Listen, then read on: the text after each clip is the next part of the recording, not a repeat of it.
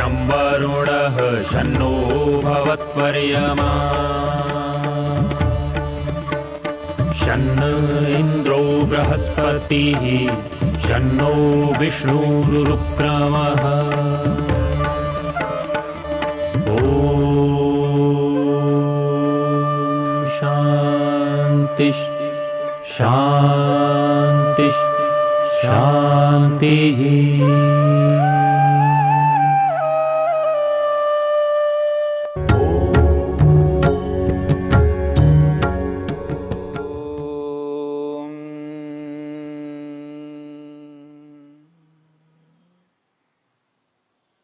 मन को एकाग्र करने के उपायों पर विचार चल रहा है। स्थूल उपाय हैं और सूक्ष्म उपाय भी हैं। हम विचार कर रहे हैं सूक्ष्म उपाय को लेकर के। विशोका वा ज्योतिष्मति, शोक रहित होने की स्थिति, जिस उपलब्धि से शोक रहितता की स्थिति आती है, उस उपलब्धि को प्राप्त करना मनुष्य के लिए अत्यंत लाभकारी है। जिस प्रकार से लौकिक व्यक्ति लौकिक कामनाओं को पूरा करने के लिए मेहनत उद्यम पुरुषार्थ करते हैं, उस पुरुषार्थ को लेकर के हम विचार कर रहे हैं। एक व्यक्ति धन को प्राप्त करना चाहता है, पैसे को प्राप्त करना चाहता है, निर्धन है, उसके पास धन नहीं है, और धनवान व्यक्तियों को देखता है, धनिकों को देख करके, उनके धन को देख करके प्रभावित होता है, उनकी जीवन शैली को देख करके प्रभावित होता है। उनके धन के कारण से उनको जो मान सम्मान मिलता है, उसको देख करके प्रभावित होता है, और स्वयं के पास वैसा धन नहीं है, निर्धन है। अब उसने लक्ष्य बनाया है, उद्देश्य बनाया है, मेरे को धन प्राप्त करना है।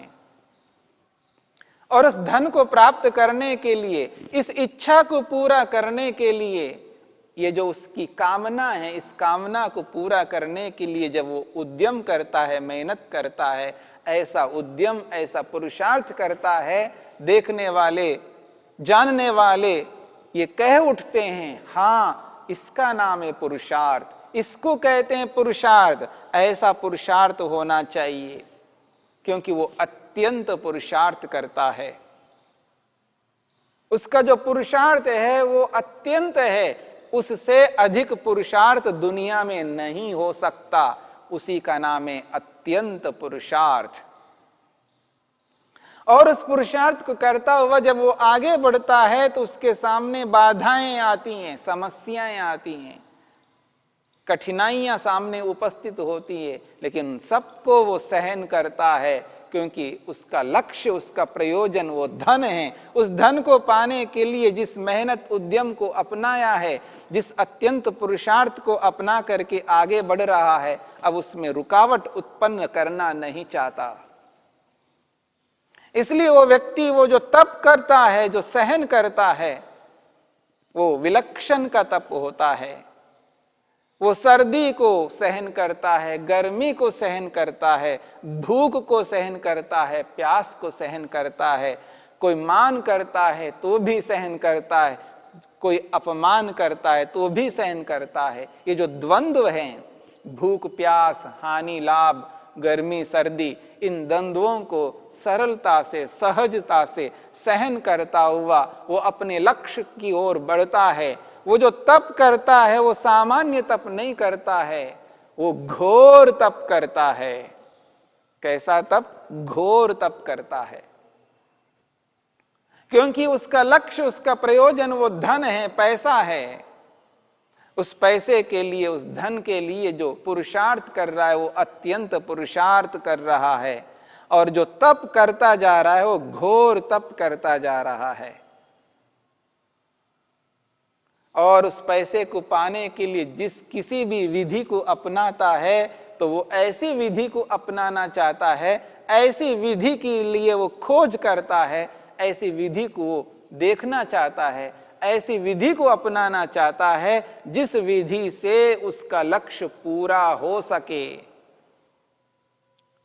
उस उत्तम विधि को अपनाता है जिस उत्तम विधि से लक्ष्य पूर्ण हो सकता है। वो विधियां तो बहुत सारी होती हैं, जिस किसी भी विधि को वो अपनाना नहीं चाहता है क्योंकि वो विधि है इसलिए अपनाओ, ऐसा नहीं करना चाहता है क्योंकि विधियां तो बहुत हैं, मेथड्स तो बहुत होते हैं, लेकिन वो ऐसी विधि को अपनाता है जिस विधि से वो लक्ष्य पूरा होता हो, उत्तम विधि को अपनाता है। उससे अधिक उत्तम विधि नहीं हो सकती है। उस उत्तम विधि को अपना करके वो उस लक्ष्य की ओर आगे बढ़ता है। तो लक्ष्य की ओर आगे बढ़ने के लिए बहुत सारे साधन चाहिए होते हैं। बिना साधनों के अपने लक्ष्य को पूरा नहीं कर सकता, क्योंकि उसकी जो इच्छा है, जो कामना है, वो धन को प्राप्त करने की है। उस इच्छा को, उस कामना को पूरा करने के लिए व्यक्ति जिन साधनों को अपनाता है, वो साधन ऐसे वैसे साधन नहीं होते हैं। ऐसे वैसे साधनों से वो लक्ष्य मिलने वाला नहीं होता है। इसलिए वो क्या करता है, उस लक्ष्य के अनुरूप, उस प्रयोजन के अनुरूप साधनों को अपनाता है, यानी अनुकूल साधनों को अपनाता है। और जब व्यक्ति अपनी कामना को, अपनी इच्छा को पूरा करने के लिए जहां अत्यंत पुरुषार्थ करता है, जहां घोर तप करता है, जहां उत्तम विधि को अपनाता है, जहां वो व्यक्ति अनुकूल साधनों को अपनाता है, तो निश्चित बात है वहां उसको लक्ष्य मिल जाता है। उस लक्ष्य को हस्तगत कर लेता है, हस्तगत करके वो सांस लेता है। जब तक वो उस लक्ष्य को अपनाता नहीं, तब तक मानो एक प्रकार से सांस रोके रखा है उसने। यानी उसको ये एहसास नहीं है, बोध नहीं है कि मेरा सांस चल भी रहा है। वो इतना तल्लीन है उस लक्ष्य को पाने के लिए, उस लक्ष्य में ही उसका मन है। जिस प्रकार से लौकिक व्यक्ति लौकिक लक्ष्यों को पूरा करते हैं, जिन कामनाओं को, जिन इच्छाओं को लेकर के लौकिक व्यक्ति लौकिक लक्ष्यों को पूरा करते हैं, ठीक इसी प्रकार से आध्यात्मिक व्यक्ति आध्यात्मिक लक्ष्यों को यदि पूरा ना करे, वो आध्यात्मिक किस काम का है? मेरी बात को समझने का प्रयत्न करना। जब एक ओर से लौकिक व्यक्ति लौकिक लक्ष्यों को पूरा कर रहे हैं, प्रत्यक्ष अनुभव हो रहा है, वो दिख रहे हैं, उनका एहसास अनुभव हम कर सकते हैं कि वो लोग उन लौकिक लक्ष्यों को पूरा करते हुए दिखाई दे रहे हैं। और मैं अपने आप को आध्यात्मिक मानता हूं, और जो जो व्यक्ति अपने आप को आध्यात्मिक स्वीकार करते हैं, उन आध्यात्मिक व्यक्तियों को यह सोचना होगा, यह सोचना होगा, वैसे उपायों को अपनाना होगा जिन उपायों को लौकिक लोग अपना रहे हैं। इस बात को समझने की चेष्टा करनी है।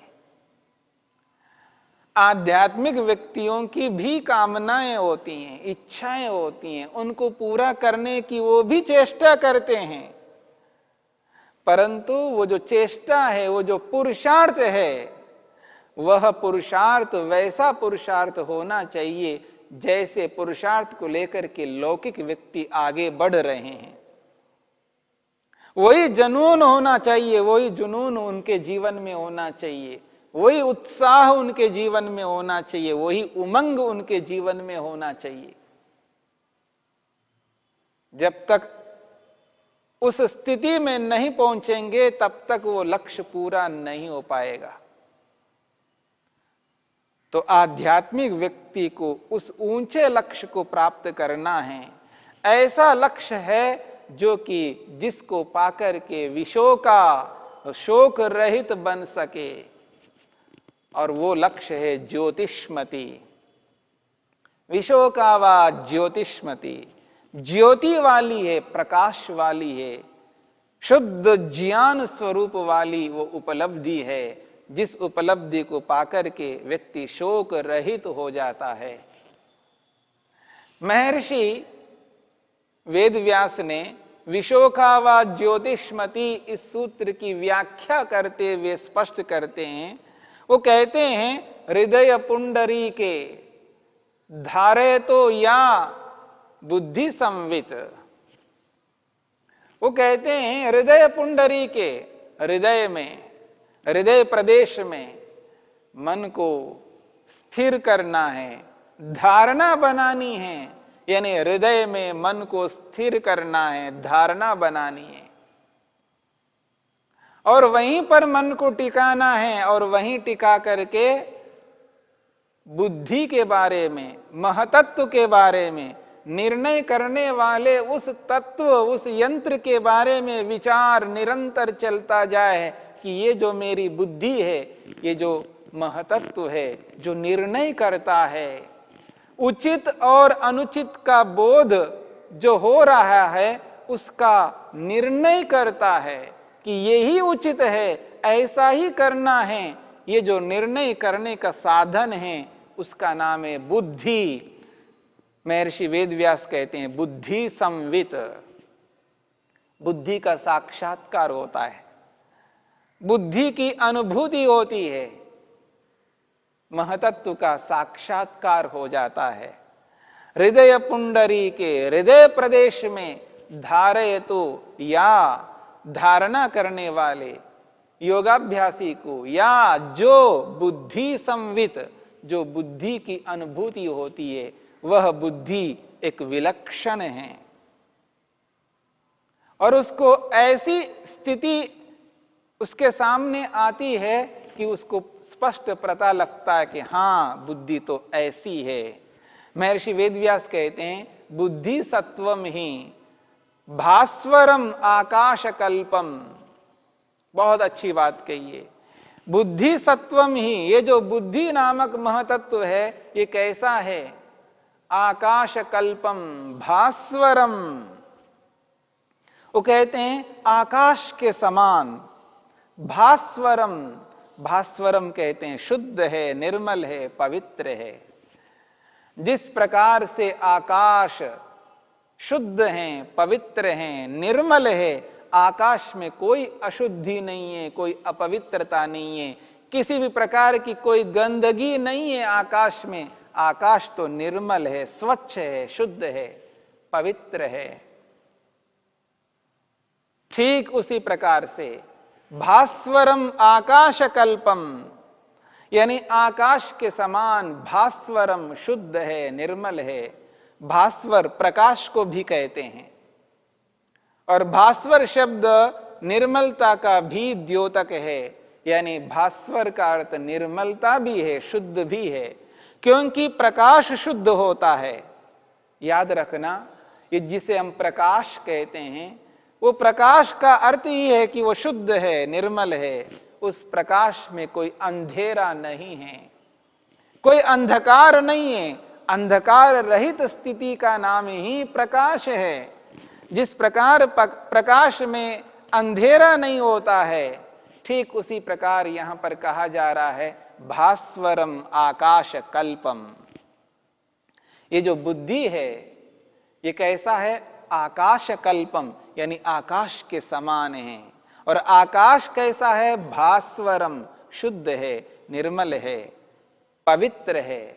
ठीक इसी प्रकार महतत्व का उसको साक्षात्कार होता है, बुद्धि का अनुभव होता है, बुद्धि संवित, बुद्धि का प्रत्यक्ष होता है। और कैसा होता है?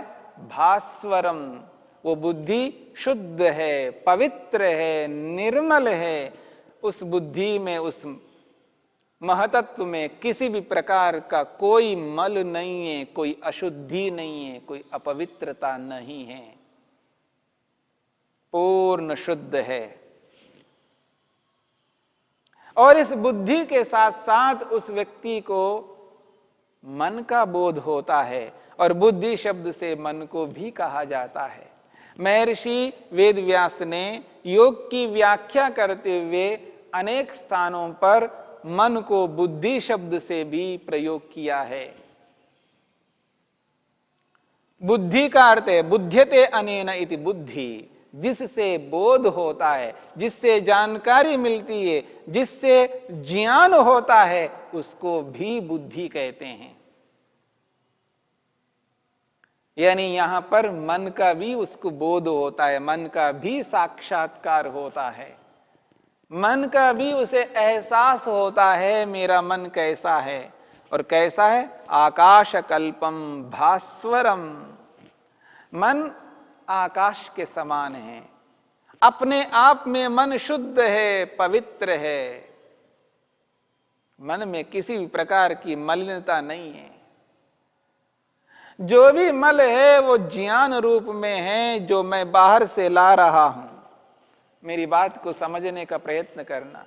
जिस वस्तु के बारे में जो मैं जानकारी प्राप्त कर रहा हूं, वो जानकारी जब गलत रूप में मन में आकर के ठहर जाती है, वो जानकारी अशुद्ध है, अपवित्र है, तो समझ लीजिएगा मन भी अशुद्ध है, अपवित्र है। ज्ञान के कारण से, जानकारी के कारण से मन अशुद्ध बन रहा है। अब वो मन जो है अशुद्ध कैसे बनेगा? क्योंकि जानकारी ही शुद्ध आ रही है, शुद्ध ज्ञान हो रहा है, मन का बोध हो रहा है। मन कैसा है उसके बारे में प्रतीति हो रही है। बुद्धि कैसी है उस बुद्धि के बारे में, यानी महतत्व के बारे में प्रतीति हो रही है। मन ऐसा है, महतत्व रूपी बुद्धि ऐसी है, ऐसी स्थिति में उसको ये एहसास होता है, अनुभव होता है, अपने आप में बुद्धि पवित्र है, महतत्व पवित्र है, अपने आप में मन भी शुद्ध है, पवित्र है, मन में अपने आप में कोई अशुद्धि नहीं है। जो भी अशुद्धि मन में आ रही है वो ज्ञान के रूप में आ रही है, वो मिथ्या ज्ञान के रूप में, भ्रांति के रूप में मन में आ रही है। उस भ्रांति को दूर कर लेता है, उस मिथ्या ज्ञान को ही दूर कर लेता है, तब उसको पवित्र शुद्ध ज्ञान उसके सामने दिखाई देता है। मन तो ऐसा है, महतत्व रूपी बुद्धि तो ऐसी है। जब मन रूपी बुद्धि को, महतत्व रूपी बुद्धि को वो साक्षात अनुभव करता है, अंदर ही अंदर अनुभव करता है, हृदय में अनुभव करता है, तब उसको प्रतीति होती है अब तक मैंने जो जाना है, समझा है, वो अलग जाना है, अलग समझा है। अब जो मेरे को अनुभूति हो रही है ये प्रत्यक्ष अनुभूति है, ये दर्शन है, प्रत्यक्ष है, ये समाधि है। क्यों? मैंने धारणा बनाई है, मैंने धारणा बनाई है, मैंने मन का ध्यान किया है और मैंने बुद्धि रूपी महतत्व का ध्यान किया है। धारणा ध्यान के माध्यम से ही मेरे को ये समाधि लगी है और इस समाधि के माध्यम से मेरे को ठीक प्रकार से बोध हो गया है कि वास्तव में मन का कैसा स्वरूप है, वास्तव में महतत्व रूपी बुद्धि का कैसा स्वरूप है। मन तो शुद्ध सात्विक है। कहा ही है मन के बारे में, मन को शांत स्वरूप कहा ही है। मन तो सत्वगुण प्रधान है, इसलिए मन शांत है, शुद्ध है, प्रसन्न है। इस बात का जब एहसास होता है तब उसको लगता है कि हां, अब मेरे को पकड़ में आ गया है, मेरा मन ऐसा है। अब मन के बारे में जब व्यक्ति को बोध होता है वो इस बात को अच्छी तरह समझ लेता है, अब मन अपने आप इधर उधर नहीं जा सकता।